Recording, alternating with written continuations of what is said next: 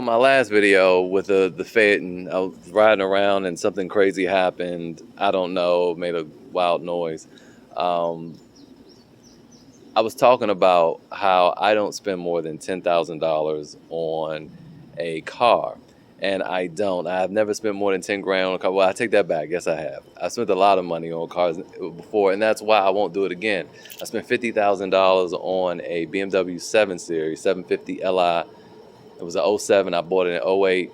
And the thing was nothing but trouble. And it was still under warranty and everything. And I just realized, like, there's no difference between a $50,000 car and a $10,000 car, except, I mean, I have a car note on that either. I bought that cash. But, uh, it's just accept the amount of money you spent on it. You still gonna have problems and all that. So me, I'd rather just find a reliable car that's still nice and luxurious or fast or whatever I'm trying to satisfy, and I can have options. Think about how many cars I could have bought. I bought one for 50. I could have had five nice ones though for the same price. So, and that served different purposes. I could have had a nice convertible. I could have had a pickup truck. Could have had an SUV, a nice sedan, and a muscle car. I could have had all five that satisfied all those things.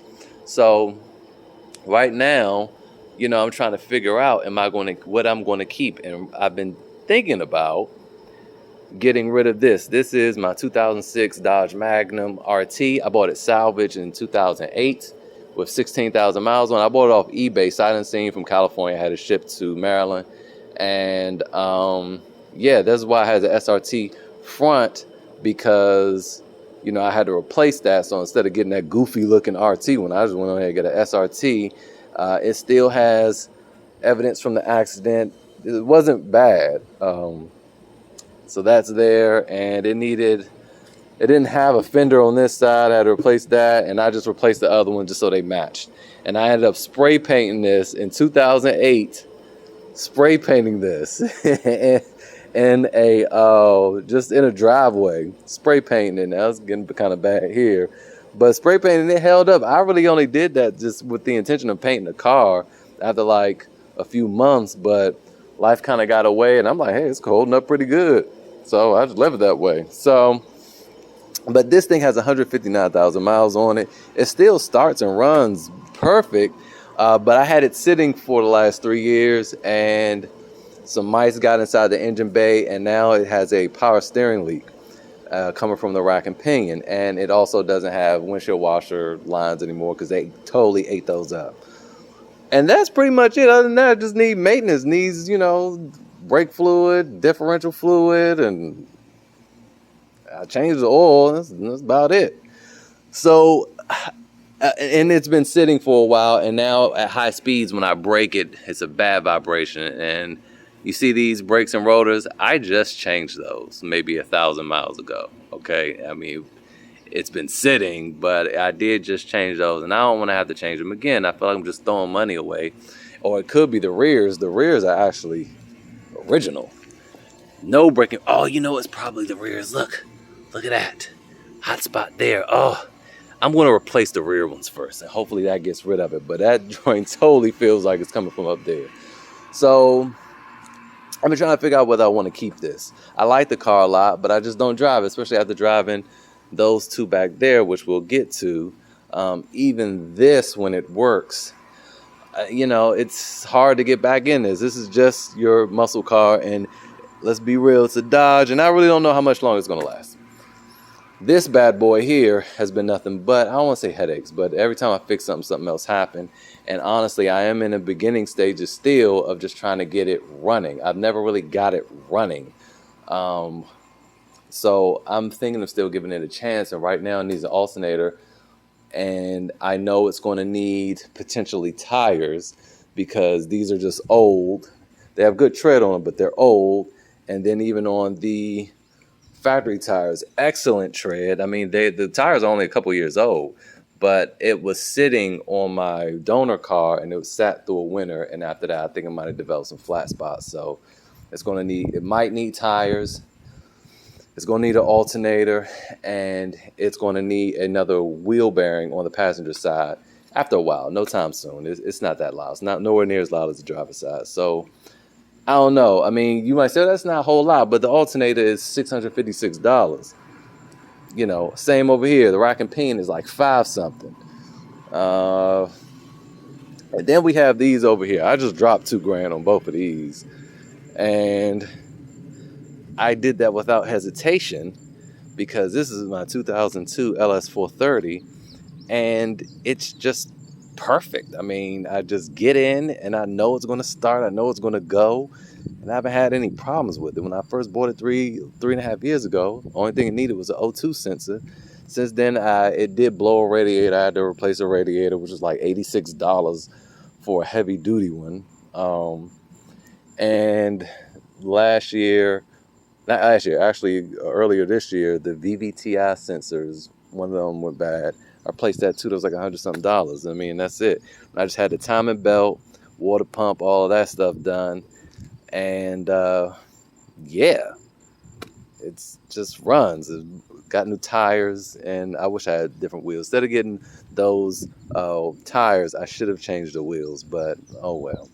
And this thing here, I mean, we all know this runs. And fun fact, I bought this, and then this is when Hoovie's Garage was just like first getting big. Wasn't even getting big. I think he might have had like 70,000 subscribers or something like that. And he was giving away a Lincoln Town Car, and he was like, "Oh, do some submissions or whatever."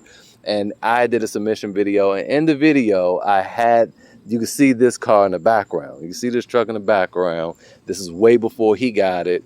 And I was going to do videos on this and the LS430, but I never got around to it because life, And he ended up doing it. It became one of his most popular videos. I see people in the LX forum now. They're like, "Oh, I bought it because of Hoovie's Garage." But that's probably good because I would have never took this thing through a river. Whether I knew it could do it or not, I never did it. But I just did the timing belt and stuff on this. This has 137,000 miles on it. And I bought that with 67,000 miles on it. I paid like $6,800 for that. And I paid $8,500 for this with 2 sets of wheels. And these things just go. I mean, they're reliable. I would not hesitate one bit. And that's an 01 and this is an 02. I would not hesitate one bit to drive these to California. That Magnum makes me nervous. I mean, I don't know. It's never broken down on me. I just, I don't know. I don't know.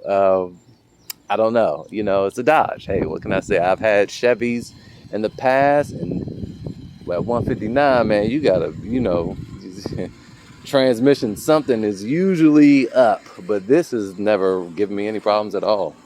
And that bad boy right there, I don't know how I feel about that. And so for me, though none of these, I pay like $8,000 for this too, by the way, with 16,000 miles on it.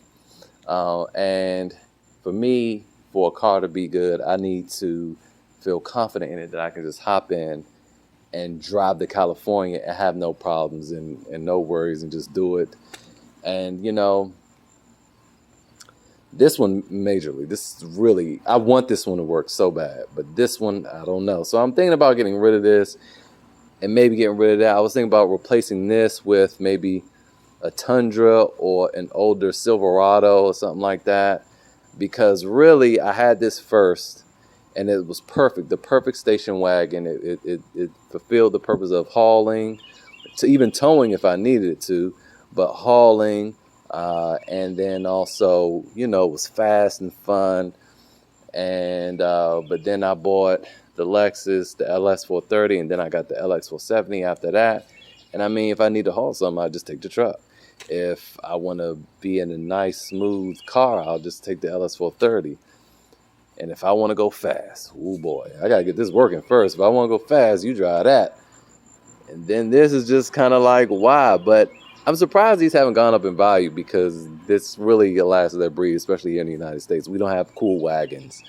And this is one of the coolest ones. I think the 5.7, I haven't heard of too many SRT8s. It's not a whole lot on that get up there in mileage, but the RTs do, which is making me feel like I should probably keep it. And the inside is still really clean too. And it's never, well, it used to be garaged. The last 3 years has been garage. Now, that's from the accident. The passenger side airbag blew. I was going to put like a TV or something there, just never got around to it. And I had a little tear in the seat right here. But other than that,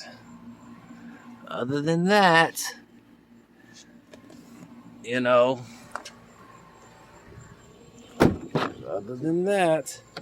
it's clean, even though I got a little debris and stuff back here.